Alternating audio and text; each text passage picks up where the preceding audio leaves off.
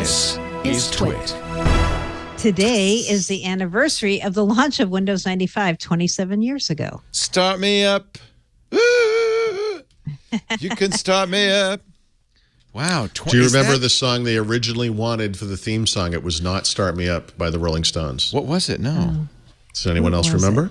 We Didn't Start the Fire End. by Billy Joel. No. The End of the World as We Know It by REM. No, that's bad. And REM said no because they weren't, at the time, were not sellouts.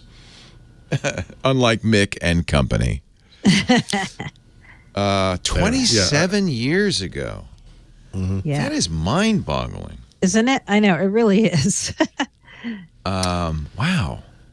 That was a very exciting time because it was. Windows 3.1.1, from my point of view, was the first Windows that you would say, yeah, you know what? This is good. This is usable. Mm-hmm. And 95 was even better, and it really felt like I remember Steve Jobs telling me that we had a 10-year advantage on Microsoft, and because they for so many fired reasons, me. Steve Jobs is such a jackass. It is so Steve Jobs that what he was focused on was the look of the operating system, when in fact Windows had surpassed the Mac technically 8 years earlier or whatever. I mean, it is so him that what he was talking about was the Windows 95 UI. But actually, like you were saying, Windows 3.1.1 or Windows for Workgroups 3.1 both had 32-bit disk access, 32-bit RAM access. You know, it did in fact have all the technical underpinnings that made Windows 95 what it was. What it didn't have was the shell update. Right.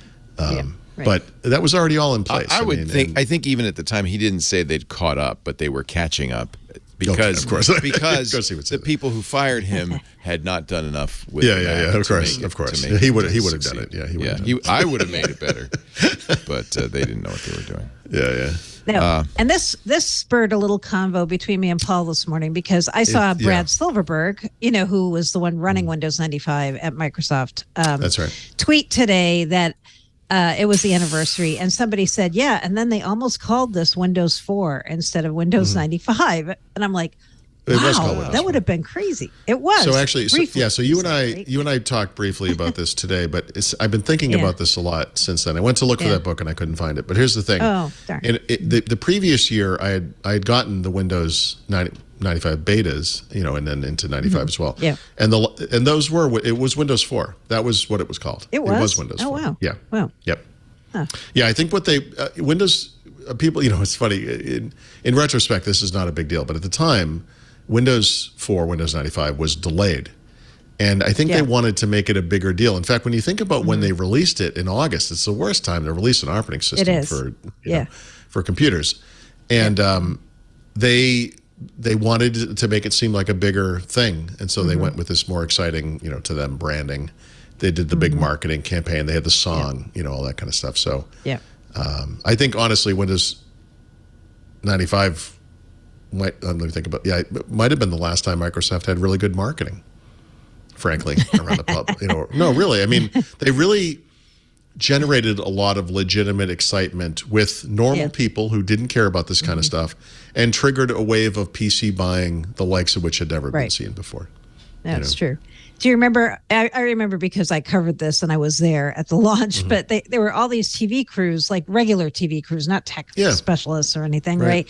And they were going to stores at midnight to watch people line up to buy copies. And I remember them on the Seattle local news going up to somebody in the line and saying, "What are you in line for?" And the person's like, "I don't know. There were just so many people in line. I just got in line. I don't know what this is." That's awesome. That's awesome. Right? So you won't be surprised to discover I didn't go to that because I was working on a book.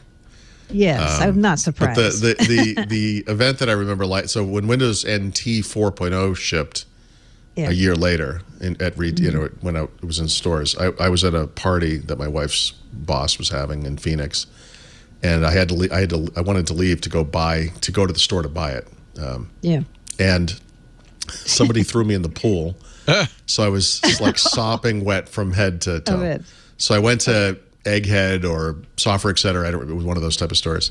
Yeah. And I walked into the store and I every footstep I took was like squish, squish, squish, all the way to the back. I grabbed NT off the shelf. I walked up to the front, squish, squish, squish, squish. And I remember the guy looked up from behind the register at the trail of water behind me, and he's like, "Are you all right?" I'm like, "Yeah, why?"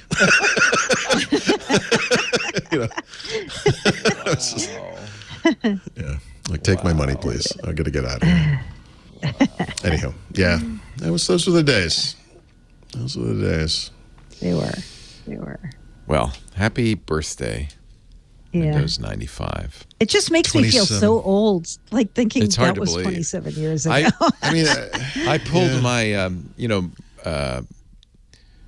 Brian Kernahan, who wrote C and Unix and wrote Awk. Well, and he's in the news because he's 80 years old and that's right, and he fixed Awk. He fixed Awk. He added Unicode to Awk. So that's cool.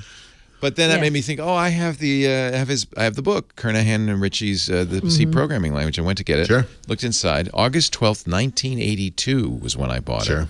Sure. 40 years ago. Yep. That made me feel very old. Very old. Kernahan was only 40 when I bought that book. It's amazing. Yeah. So you know what? We're just we're the senior statesmen of technology now. Since you just told the story, I mentioned earlier, I pulled out the first edition of Petzold's Programming Windows. Classic. It was published in 1988. The first version covered Windows 2.0. Wow. And Windows 386. And it just because it just happened to say in the beginning of, it says the author's name and it says 19, whatever the birth date is. And I looked at it and I said, Charles Petzold was 35 years old when he wrote this book. Isn't that amazing? Wow. 35 years old. I literally just had this. Same reaction I did. Like, holy cow. Yeah. Kernahan's 80. Yeah. I love that he is still active. Still writing code. Not actively, but he's been sitting on this for a long time, and he said, "I just got to try to fix this. It's really bothering me that we don't, support Unicode." And then he's also working now on supporting CSV files.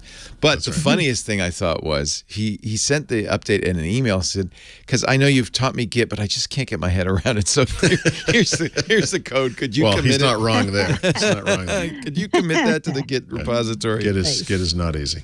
Anyway, a wonderful story. Yeah, that's funny. Yeah. So you kids, they're sitting there with your iPhones and your pads, your tablets. There was a day when computing was hard. And when computing was interactive, there weren't a lot of things going on. You had to write your own programs in many cases. Yeah.